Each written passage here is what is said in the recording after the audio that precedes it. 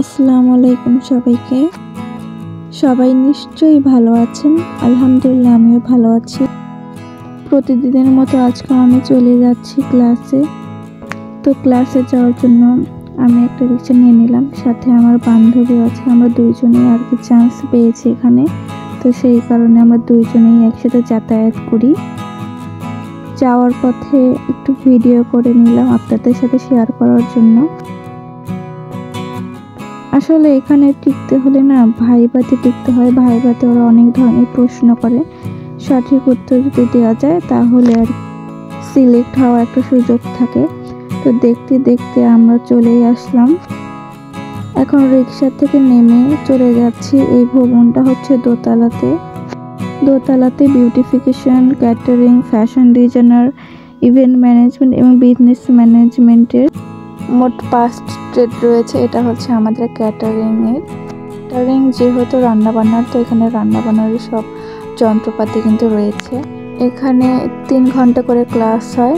তো এখন আমার ক্লাস শেষে চলে যাচ্ছি বাসাতে। এখানে কিন্তু একটি ব্যাচে 25 জন করে নেওয়া হয়, 25 জনের বেশি কিন্তু আর হয় না। তো রাস্তা দিয়ে হাঁটার সময় আমি আর আমার বান্ধবী একটি ছোট্ট ভিডিও করছিলাম, সেটা আর কি শেয়ার করলাম। বাসাতে আজ আম্মু বিকালে চিতই পিঠা বানাবে, তো সেটার জন্যই চাল পিষে নিচ্ছে।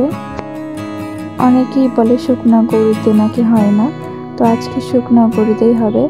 আর এটা যেহেতু পাটায় পিষা হচ্ছে সেহেতু অত মিহি হবে না, তবে এই কারণে কিন্তু চাল নাতে চেলে নিতে হবে।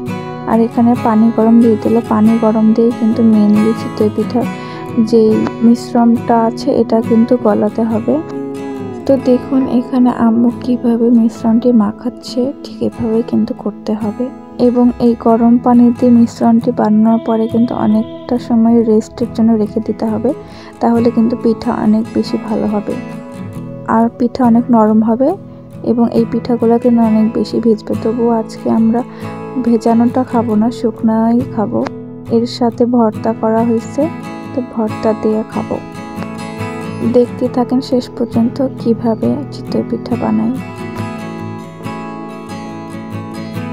আর হ্যাঁ, আপনারা যদি এই টিপসগুলো ফলো করে চিতই পিঠা বানান তাহলে আপনাদেরগুলো কিন্তু অবশ্যই ঝিরি হবে এবং পিঠাগুলো কিন্তু অনেক বেশি ভিজবে।